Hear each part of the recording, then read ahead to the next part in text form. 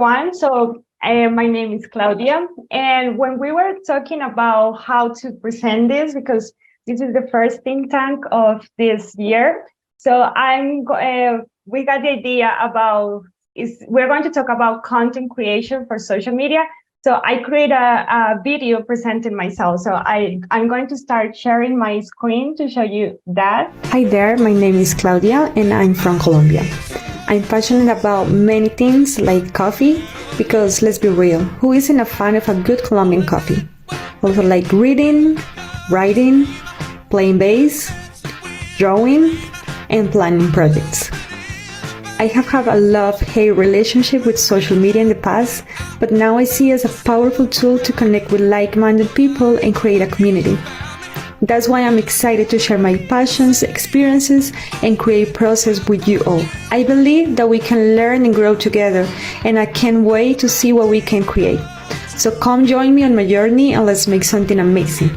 Don't forget to follow me and let me know what kind of content you want to see from me. Let's create something amazing together. That's the content I created to present myself. And that summarize in 49 seconds what I am, what are my interests.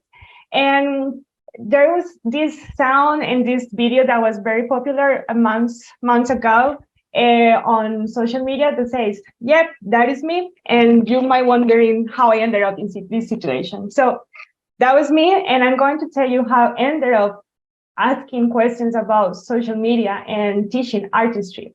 So I started on social media as probably many people do, which is because everyone is in there. So I joined Facebook because it seems that everyone was on Facebook. I joined Instagram because everyone was on Instagram, and with other social platforms, that was the case for me. And before the events of 2020, for me, social media was the thing I was doing instead of doing what I should be doing. So I should be practicing more. I should be studying. I should be doing cooking healthier for myself instead of wasting time on social media. My time on social media. And then we got the events on 2020 when suddenly everyone was on social media. Having internet became such an important and like basic need for us humans. And everyone was there teaching, learning, and being part of a community. And for me, that changed the way I see social media. Suddenly, everyone learned how to make bread. They learned how to meditate, how to do yoga, how to do crochet, how to do many things. And people get inspired about, okay, I can share this with people. I know how to do this particular thing. I want to share with people how I do this, how I meditate. And I noticed that this probably happened even before, but I'm telling my experience that was this moment when I noticed this and made the change from waste of time of I have the power to make this an investment of my time. And I noticed that one little example that when I was trying to meditate, everyone was telling me to put your phones down, disconnect from the virtual life, and be present. But then there was this bunch of content of people helping you to go through meditation with audio and content that was helpful. So I think that was very important to me to see how this thing that we usually put in, say to people, please put it down, please turn off your phones, was not working anymore, because let's go to the mindset of helping people through that. And I want to, before jumping in more of this think tank section, there are a few things that I want to tell you, like little disclaimers. So the first one is just to remember that this think tank is going to be like an overview of the questions I had been asking and the approach I had been taking on this. And we're going to work further on this on the working group. So if you are interested on exploring these topics further, stay until the end, and we're going to have a little moment with the people who wants to join and the sign up link for them. The second thing I want to mention is that what this is not about. I don't want to approach this from the point of view of marketing. This is not about how to make sales. This is not about getting thousands of followers or doing dances in front of camera. This is not about that. And the last thing, let me check my guide. Okay, yes. The last thing is that I started doing this from a what if mindset. So I don't have the answers. This is not an A, B, C step by step. Do this, then do this other thing, and it's going to give you these results. We had been doing this from the what if we tried this? What if we made this approach? What if we start using it this in that way? So I want to invite you to embrace the what if mindset for the whole consumer and the creator. And if you are like me, when I used to hear the content creator, for me was like influencer, and I had like a very negative connotation to that word, and because it was like, I don't want to do that. I'm not interested in telling people what to do, what to buy, where to go. So I was only thinking content creator equals influencer. But then I find this that you can be a value creator. So that's when you find all the people that are teaching online and sharing tips on how to do things. You're learning, this helping you with this new mindset that maybe you want to get, the new set of skills you want to gain for something. So this changed the way I see the creator part of social media, and I was only on the consumer side. So I want to invite you for today to see things through this class as creators. Okay, so I want, my purpose is that you see it as, okay, that is something I can do. I don't need to dance perfectly. I don't need to act on the camera. I don't need to do things, but I can create content that is valuable. Like the four main purposes.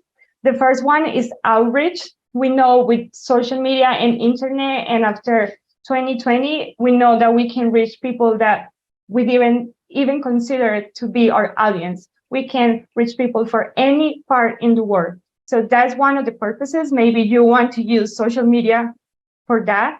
The other one is to be authority in a field, maybe your organization, or you want to be a figure of authority in a topic, field, or anything that you might need.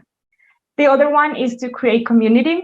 And this is basically people with shared interests. So you love to do yoga and you're part of a community of people who is creating content, value content in this area. And also for me, what I have been learning, this is very important for me. I used to be coordinator of an education program for an orchestra. And for me, this was very important for create community with students and their families is one way to see it.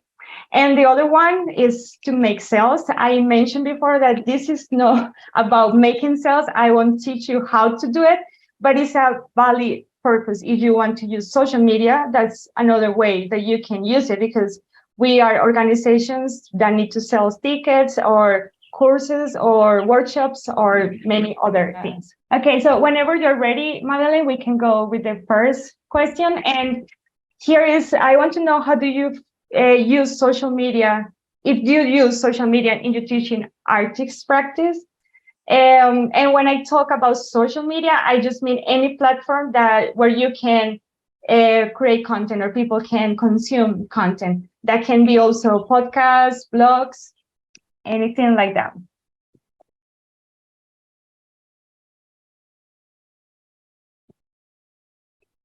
Perfect. Everyone answered their question. So we had that a lot of people use social media in the teaching artists practice. I love that. There are people who doesn't. I don't know why. It's a genuine question. Maybe someone wants to share on the chat, like why maybe is not relevant for you. Maybe you're scared or you just don't know how to use it, but don't feel pressure. You don't have to share it, just in case you want to. And there are one people say don't know. So I was hoping for this because it's kind of like I share things if they find interested, but it's not what I'm doing as a teaching artist practice. Okay, I'm reading the comment. Perfect. Yeah. Okay, perfect. Can we go to the next full question, Madeleine, please? I just like to know the temperature here, like how everyone feels about. So we had here, have you ever faced a challenge or concerns when using social media as teaching artists?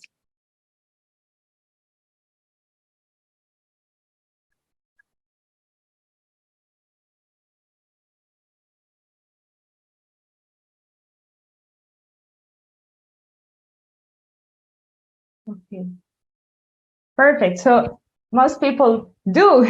That's actually good news for me because that's the idea. What we're trying to do is to find ways to help with these challenges or concerns that you might have been facing. Eri is asking, what kind of problems have you encountered? If you want to share that, right now will be a good moment, or later we are going to also ask you a little bit more about this. So maybe you want to elaborate a little more on the challenges and share later. Okay, Madeleine. Oh, I'm sorry. Is everyone seeing the responses, or should I hit the share results? So I've been sharing the results with everyone, hopefully. Oh, okay. If anyone's not seeing them, flag it, but hopefully, yes. Okay. Okay, thank you. And can we ask the last question? How do you feel about using social media to connect with audiences outside the performance space? And performance space is in quotation marks because that can be any classroom or other place.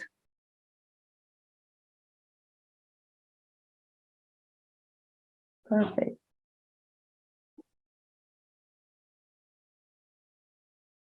Okay, I see one person feel negative. It's okay. I understand that some people feel like that social media is just no a safe space, or I just don't want to be involved there. But if you're here, it's because maybe it gives you curiosity to know, right? And most people feel positive, and there are 3 people who feel neutral about it. So good. That gives me understanding of how the group we are meeting today feel about social media. And as I mentioned before, I used to hate social media too. So I had like a toxic relationship with social media when I will just install and uninstall apps because I was feeling like I don't want to waste my time, but I feel this new thing that invented that is called FOMO, of fear of missing out. So I want to go back because I want to know what's going on and what I'm missing.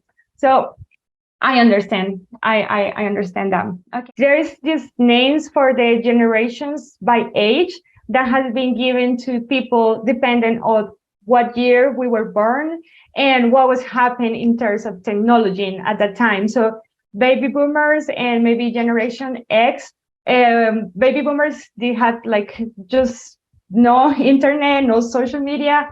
Generations X had like a little bit of the first glance of what is coming up. Millennials had the transition from no technology to technology in their daily lives. And we had Generation Z that knows the world with social media. They don't know the world without social media or technology. And this is important to know because when we are creating content or communicating with our audiences, this, believe it or not, this determines how we see the world and how we interact with the world, what we consume, how we determine it, like make a decision to make a purchase or anything like that. So it's important. And why I'm bringing this up, because when were in the pandemic, I was working at this orchestra organization, and I was the coordinator for the educative programs. So my target audience were teens and Generation Z. The orchestra was doing great on social media with virtual concerts and talks, and we had like a lot of people, and probably most of the people were baby boomers, Generation Z, and some millennials. And every time we have a concert or activity online, we ended up inviting people to follow us on social media. And I start questioning why. Like, there is always a roster of what is coming out. So to keep people informed and to have on YouTube the last concert activity. But when I invited my students, Generation Z, to follow us on Twitter, Facebook, Instagram, there's no content for them. There's no interest on what we are creating for them online. So that's when I start asking, what if we think about them and create something for them online? This story doesn't end with like success stories and like, okay, in the orchestra we try doing this. Because I left the orchestra. I took sabbatical year to think about all these things. So keeping this in mind. Claudia, can I pause just for a moment? We had an interesting exchange in the chat box. Perfect. Where Laura identified the challenges for her was the privacy of her students, that she wanted to share her young students' work, but didn't want to reveal their faces or their work. She didn't feel comfortable about that. But Heather Marshall offered a solution for her, that there's actually ways you can conceal or ways you can take photographs that don't reveal the face. So we had a challenge and an answer already coming from the group. Perfect. Thank you. I love that. I love the community that we all ask questions and help each other answer them. I will keep that in mind for the upcoming exercise. Perfect. So that's one of the ways to create, to share the content you want to share on social media, which is your students' progress or what they have been working on. Thank you so much. Is your favorite way to create? What is your favorite or the thing that you enjoy the most creating? Maybe for you is creating things, talking. So because you're more verbal, you love to explain, you have this way of teaching, explaining things to people that is like for humans. So people understand you and you feel that that's the strongest skill you have and you enjoy. This is the most important. How you enjoy making content. In my experience, for me, I was very on the side of, I don't want to show my face on social media. I don't want to do that. You saw the video at the beginning, so that's where I am right now. And I have found that I love audiovisual as my way to create, because I love the creative and production process behind it. It's something I enjoy and I feel I can add value that way. So I want you to start thinking, it's because it's very tricky to convey online. Yeah, sculpture. Yeah, but I think that the first thing maybe is to think about the purposes, what you want to do with your content. So you want more people to know about the things you do. Maybe you teach sculpture classes, so you want people to sign up for classes. Maybe you want to share process. You want to create a community of people who are interested in that. So the first step will be to figure out what is the purposes you want with this. So now that we are in this first moment, trying to understand what is the best way to create content, I want to ask two questions, and it's a little bit regarding the challenges that we face. So the first one is, what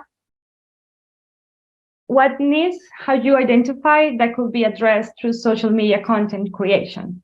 So in your field, in your practice, what are the needs or point pains that you think like, I want to address this, and I think social media might be a way to do that. Thank you, Madeline. You can chat, you can raise hand if someone wants to share something. We have two so far, but maybe you have one top of mind that you want to share with us.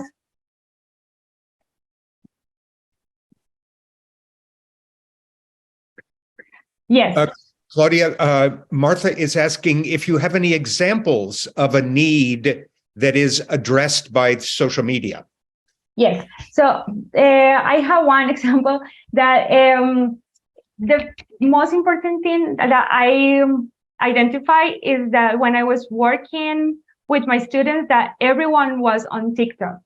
That was an app for me. It was scary because I feel like it was not made for me. And I hear like very terrifying things about TikTok and teens and kids on TikTok. So I decided to go into TikTok just to learn what is there and find a way that I can help my students. Because telling them, don't be wise about what you consume, do this, do that, is different. It's just not that easy. They will keep doing it. And I think TikTok is the only app that you can consume content without creating an account. So you can just go to TikTok, download the app, and start getting content without creating an account. And other apps, you had to create an account. So I found this TikTok account that has exercise for ear training exercise. So I was thinking that let's say that maybe because I'm in music, let's say I have an orchestra and I'm doing rehearsals for an upcoming concert, and there is a rhythm that kids just having a hard time figuring out. So I want them to practice at home. And I know if I tell them just go practice, that won't do anything for them because they will get distracted on social media. But what if I pop up there? What if they're scrolling and then I pop up because they follow me with an exercise that is challenging? So I was caught up in this account for ear training, and I started having exercise of ear training. And I figured out that it's very addictive, this account. Like you enter there and you can't stop. You just ended up having like 15 minutes of ear training practice without even noticing, without people telling you, this is your assignment for today. So if I were that orchestra conductor, I can say, okay, I'm going to create a series of content. So because I believe that kids learns better these rhythms if they practice with their bodies, they feel it. So I'm going to make a challenge of a rhythmic challenge using their body or using cups or hands. And I had to do like a series of various, and I can send them, okay, go to my TikTok, you're going to have a playlist there with all of this, and it's going to be in a format that they consume regularly, and they're going to be involved. Okay, Martha. Claudia, you have a question from Martha. Yes. Yes, I would like to, I'm sorry, but there is something problem with my, how can I say, my video. But let me ask you, first of all, I am of the, what you call the baby boomers generation. Second, because during pandemic, it was fantastic to develop and discover many potentials about writing. I created the old style blog spot. And my blog spot is on resilience, yes, the specific topic that was very much needed in a pandemic. Now, because of this so much devotion to being in front of the screen, I developed, very many difficulties on my eyes. So I decided to, use my voice. So I decided, for instance, I'm doing a lot of things on how you learn from the nature, how you learn from interactions, meaningful interactions on different capacities with different people at different levels.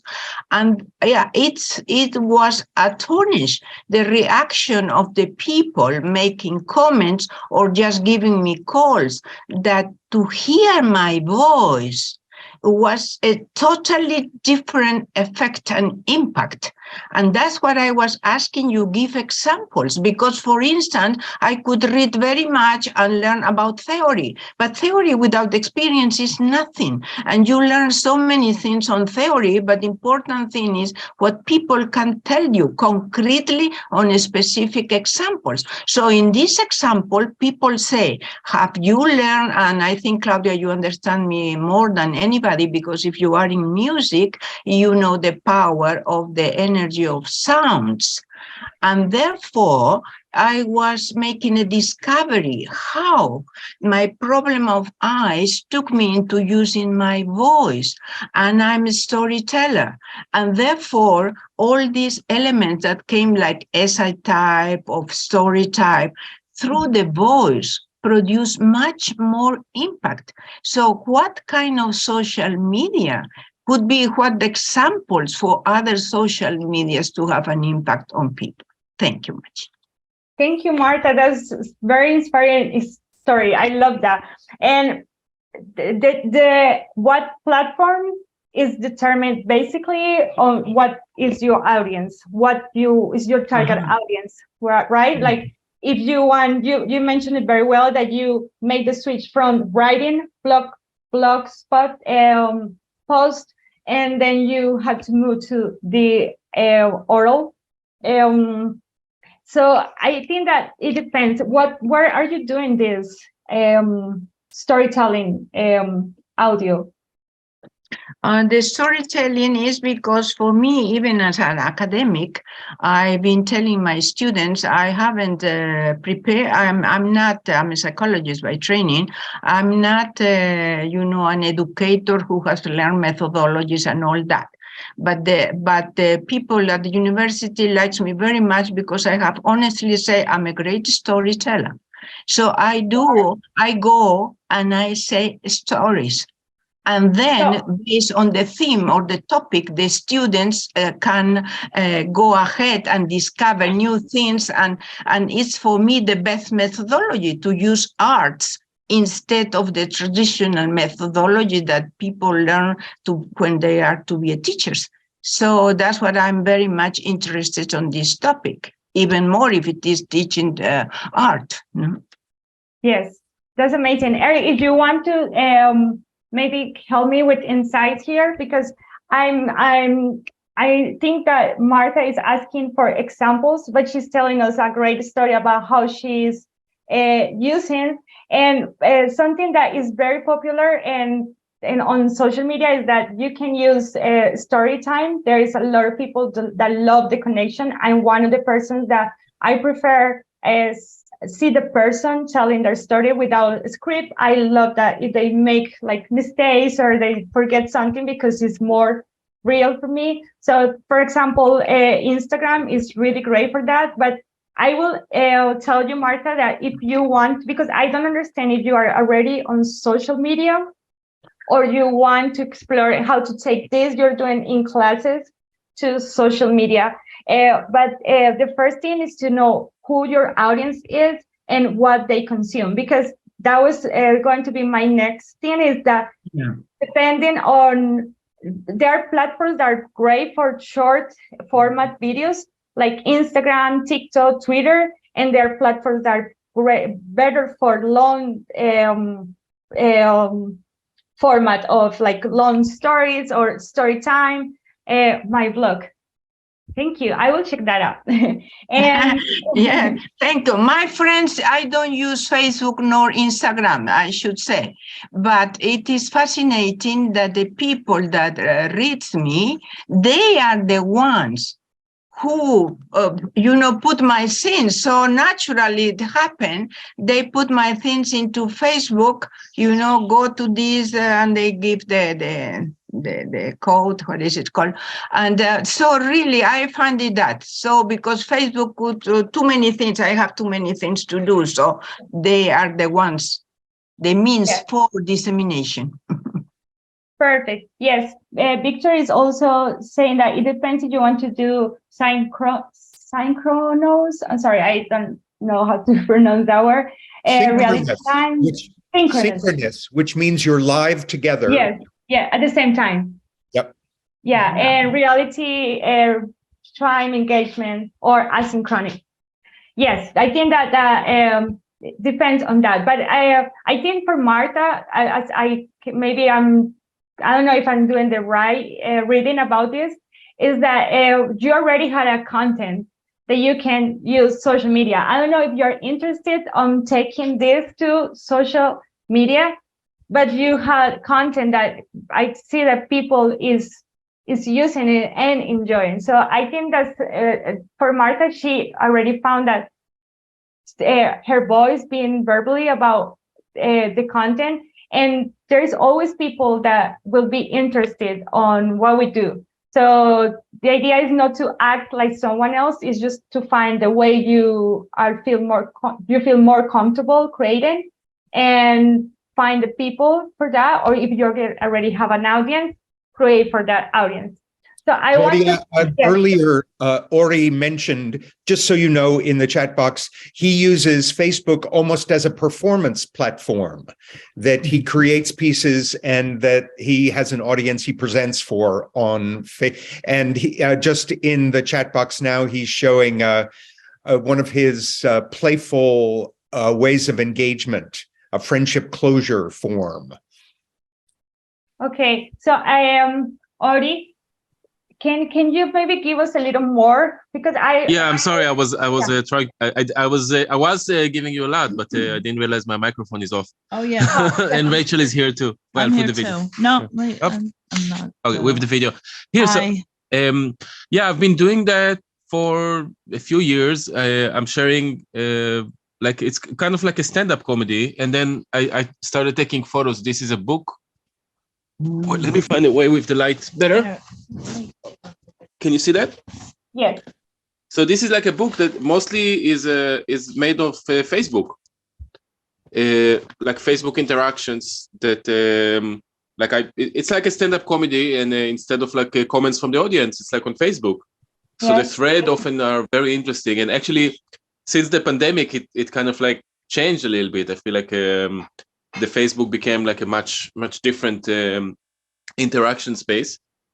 And what I mentioned in the thread in the comments about the Main Street construction site, that they took over the sidewalk basically, and I printed a thread that people were like very negative about it, and then they changed that after putting it was like a graffiti wall that changed the construction site. Wow. And I can give you more stories. It was a cool thing that happened. That's amazing. Thank you for sharing the story. So what challenges are you facing? You were meant to tell us like a challenge you're facing. You mean social interaction? I'm trying. I mean, a lot of the work was very like provocative, and not with necessarily hate speech or nudity, but it was like kind of like challenging people politically.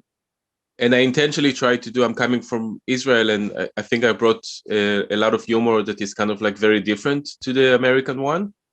And I was trying to like not a devil's advocate about Trump, but some people perceive it that way, like a humor about identity politics. That my goal was to say that all humans are equal, everyone is important, but it could be interpreted differently by some people. But it was funny. It was my main thing was like as a comedian to come and tell jokes, but there were like conversations that were very, very interesting. And then I think with social media, like you watch it or you read it and then it disappears. So when it's in a book, like a lot of people tell me, wow, I never seen a book, especially like that, it's like a fake book that is made from social media. And this one is the Facebook. I'm sorry about the light, but this one has the Facebook thread. Yeah, that's very interesting. Actually, I had never seen anyone doing this kind of work. Thank you for sharing that with us. Of course. Yeah, thank you. Thank you for having the session. Yeah. Thank you. So I want to move forward to like so we had different kinds of challenges. I think that the one with the showing the kids faces is good to work on group on how other ways we can get to share kids process and without having the need to share their faces.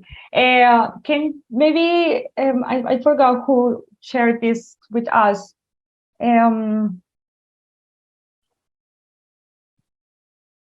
Hi, it was me, Laura. Hi, Laura. Can you give us like the context? Like, is what these kids do and what kind of work? So I usually teach theater and storytelling classes, and it's a lot. I know I've used, when I share pictures, I blur their face or put an emoji on top of them. It is hard when it's on video and it's things that have to do with expressions and movement, because just it takes a lot of time to blur or have an emoji follow a 5-year-old who's going wall to wall. So that's been the hardest. I'm not super comfortable in showing myself in social media publicly. All my socials are private, but I was asking because I've started a new job and we want to do more outreach, create more community. We work with the public school system, so we have residencies in several schools, and we want to share what I do, what our teaching artists do, but it's always a delicate balance with not only our concerns with the child's privacy, but also, even though parents sign a waiver saying that we might use their faces for promotions, for graphics, everything, we can always count on parents to be like, you just posted a picture of my child, which is completely understandable. So it's that thing. I'm sorry that I cut you off. I think that's when we are working with children, that's like a challenge that we always face. And I think that maybe we need to find ways to create their processes, because you mentioned that the purposes for you is outreach. So you want to know people, maybe, I don't know, for funds, or maybe you want more people to enroll to know about you. So maybe the challenge here is to find ways to present the processes and the results without involving kids. I'm advocate of not sharing kids on social media, and I know it can be challenging. There is like they're always trained. Alexandra says to take photos without their faces, and I think this is very difficult, because when I was with my students and we asked them videos not to share on social media, just for us, just to know how they're doing at home, and there is no parents involvement, so they never knew what kind of content they were sending to us, and it was sometimes a little concerning. So we did like this campaign about how accompany kids on creating the content to show their progress on home. So they will put the camera because I'm a musician, so if they're working just the instrument, how to train them to like record only their hands and not show face or bodies. So maybe coming up with a plan for that to get creative on different ways to do this. So I want to, because we need to move on the next plan. So I want you to I want to read the text, the chat in a second. So we're going to do a breakout very quickly. I just want to have a little bit of discussion. I'm going to show you an examples, like 4 examples, or people. I'm going to show you TikTok, because as I mentioned, that's where I'm doing my research, not because I love TikTok, but because I know my audience is there, and I want to make sure that when they're doing their scrolling, the scrolling, I show up there, and I'm one of their TikTokers, so they can learn with me. And that's my goal. That's for me, that was my challenge, to how to get there, where they're searching, they are spending more time here. How do I get there? That was my challenge. So I want you to, we're going to have a break room of 4 people, each one. And let's pretend that we have 3 possible outcomes. One is to help the learner. As I mentioned before, someone is having a hard time learning this, or they want to learn a new skill. Maybe they want to put shadows on their drawings. They know how to do a drawing, and then you want to help them in a very short video how to add this. Maybe that's one way to approach it. The other one is how to get people excited about a class or an event that you have coming up. And the other one is how to involve them in a post-concert, post-performance activity. What you can find. So maybe have a Q&A section when online, and so people are you're always top of mind on them on social media. So they're coming to you, and they know they're always going to find value in the content that you are creating. So the working group that we're going to create, that's going to be the idea. We're going to create a plan for, okay, I have this upcoming concert, I have this upcoming event, I having this trouble with my kids, I know they're spending a lot of time in this, or my audiences, I know they're always passionate about podcasts. How can I create content that gets them excited about what I do? Either three ways. You can quickly choose one. Help the learner, a pre-concert activity. I'm using concert, but it can be performance, post-concert activity. And let's pretend, so we can narrow it down, that our audience is either millennials or Generation Zeta. So let's aim to Instagram. And the format it can be post or video or story, any of that. And you can choose your preferred content creation. So for example, Marta mentioned that she loves storytelling. So maybe something telling a story about this will help my audience excited about this upcoming event. Or maybe they are so interested already because they went to my concert and they want to learn more about this artist. So I will get a piece of content that is going to give them more information on that. I want to share with you a few examples.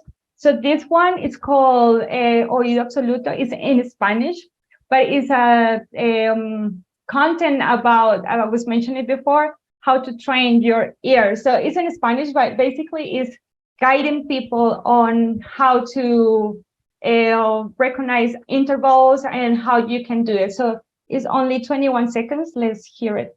¿Reconoces esta nota? Si no puedes, inténtalo con esta nota de referencia. Ahora, trata de unir, mediante una escala, la nota de referencia y la nota que tienes que adivinar. Deja tu respuesta en los comentarios y síguenos para entrenar tu oído. Okay, so here they are giving you an example of training. And if you see the interaction, they have like almost 1,000 people that love it. And people commenting, because at the end it says, if you guess the note, just leave it in the comments. And people are not afraid to make mistakes. We had different responses, A, E, G, B. So people are just engaged and they're trying to get the note, and they're not afraid to making a mistake. So that's example number 1, yes, from learners. So this is a way to help a learner. Another one is aimed to see people on TikTok. So this says that people on TikTok will recognize this. So is this an orchestra or serve, and it's meant to make connections with people, which can be probably a pre-concert activity.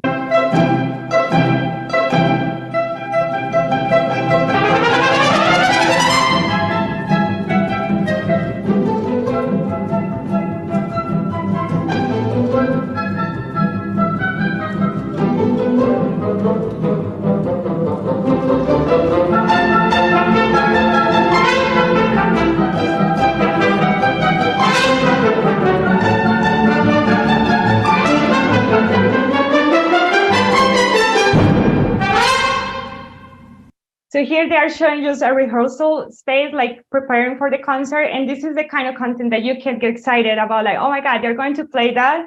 I want to go there. And you see how everyone is relaxed. Everyone is having a good time. They make mistakes. They're not aiming to show the perfect performance. They're showing the real life. So this is another way that maybe you can, okay, maybe we can do a video.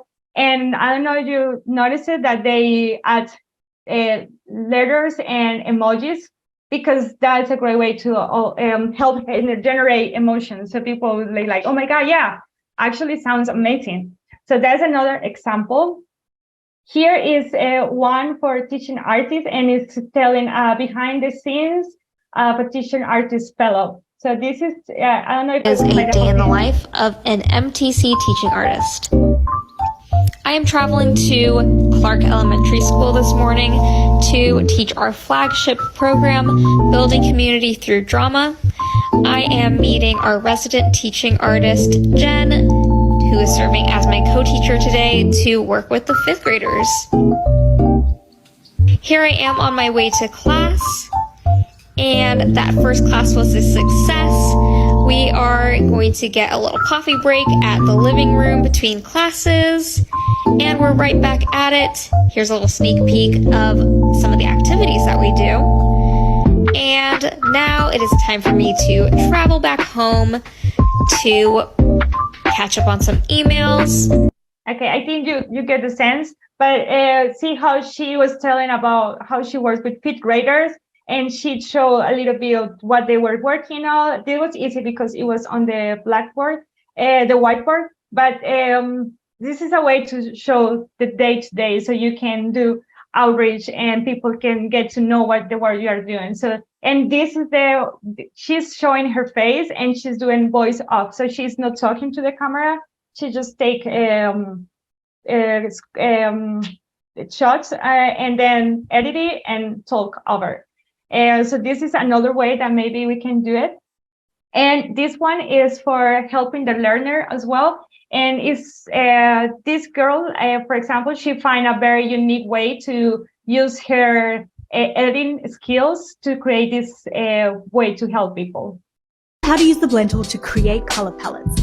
In Adobe Illustrator, create as many different colored circles as you like, and using the blending tool, which is this tool here, click each of your circles in order. If you want a seamless gradient, double click the smooth tool, select specified steps, and increase the number until it's completed. So the first helping a learner example was step by step, do with me, practice with me. This is go and try this.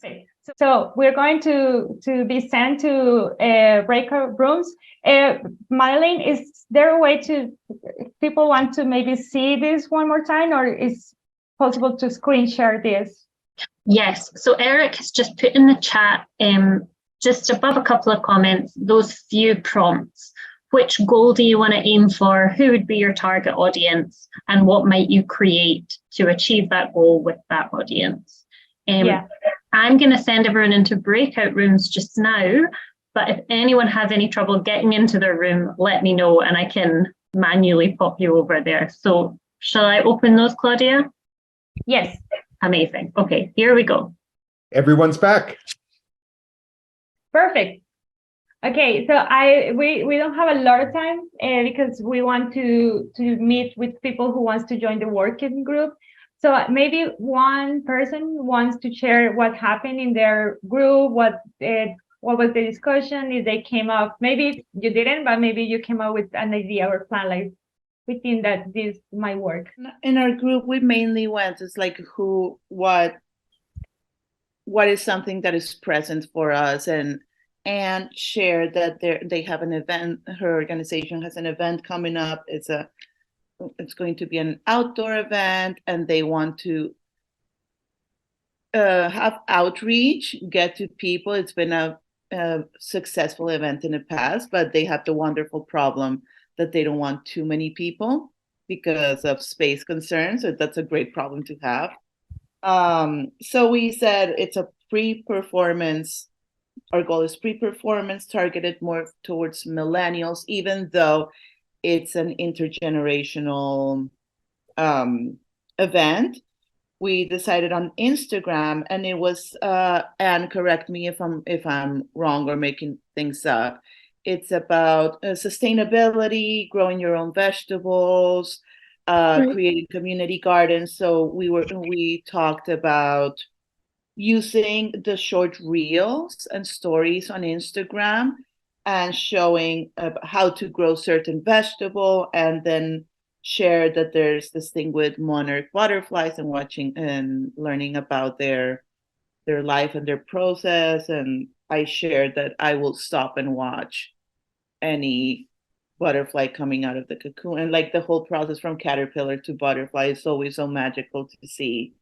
So doing short, using the short reels about specific things that they do in the community garden. And we didn't get to talk too much about this, but I was going to add like in the last seconds of the video is like, remember, we have this event. We will talk more about this. Get your questions ready. I don't know, if something like that. So in the short amount of time that we had, that's what we came up with. Perfect. That's amazing. And also keep in mind that the stories, the format is off in 24 hours, but you can also highlight the story so it can live longer there, and you can send people there. Like if you miss this, go to the highlights regarding this event. And also, like, there are many possibilities for this. You can have like maybe an expert on growing vegetables that comes and tell quick tips on, okay, maybe you want to know this, and also close with a call to action that targets the event. So yeah, very, very good. We have here in the chat saying that mini crochet stitch demo videos for learners to review or practice alone with after a class. That's amazing, because that's a way to continue the learning progress. Start with Google tutorials for social media. Yeah, I don't understand that one, but if you can maybe type a little more information. Claudia, I think that one maybe implies creating tutorials for teaching artists about how they could use social media. So it's like TikTok or Instagram from this very working group. Yeah. Okay. I'm reading. Jeff says TikTok is off limits for many school systems here. There are apparently security concerns. I understand that. Facebook is not used by teenagers, but Facebook does provide some good connections professionally for me. I have an artist page in addition to having a personal page. I recommend having both to teaching artists. That's amazing. And you know that there is also, I know that there are concerns for social media, but also something that works great is YouTube Shorts, which is very similar to Reels. And the good thing with YouTube is that the content lasts longer, like 2 to 8 years. So anytime someone is searching for something, your content is going to be up to them, regardless when you create it, which is different when TikTok and Instagram, that you have like 2 days only, like the life cycle of a content. So I think that YouTube might work too, in case maybe you want to explore that. Yeah, that's true. Even if they don't use it school, they can use it TikTok outside at home. But maybe you as a teacher are not allowed to create content there. So I understand that too. Children. Perfect, Martha. That's amazing. Yes. I'm sorry. I forgot the word. Reinforce positive behavior and changes. Okay, thank you, Madeleine. So I want to wrap up what we covered today. I know if maybe for some of you, it was what you were expecting, maybe it was different for what were you expecting, but basically this is about asking the question, what if we create content for our audiences, either with the purpose to outreach, create community, or be an authority or sales, you can have that clear about what kind of content creator you can be. I hope you also see that you don't need to do the same thing everyone is doing. You don't need to do what is going viral, what is trending, because as I mentioned, this is not about getting a lot of followers. It's that you have your community and what you create for them is valuable. Keeping in mind that if your generation, your audience is Generation Z or millennials, they are probably using a lot of this platform. So we try to aim that teaching artists have content that will show up there. So if one person is doing it, it's fun, is great. But if a lot of us is doing it, people are going to be aware of what we're doing, and more people is going to join. So the working group, we're going to share a link to sign up. You can sign up now if you know people who is not here, but you think maybe they might be interested. You can share this with them too. And we're going to do is to do this process, the same thing, but more further. So it's not going to be like difficult. I won't expect you to master the social media platforms. No, it's just what if.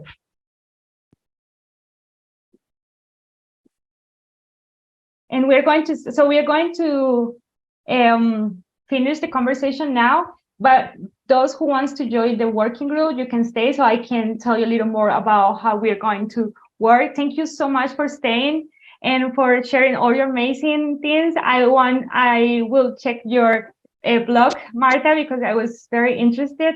And if you have things that you want to share with us, you can leave me your social media name, and I will go and check you up.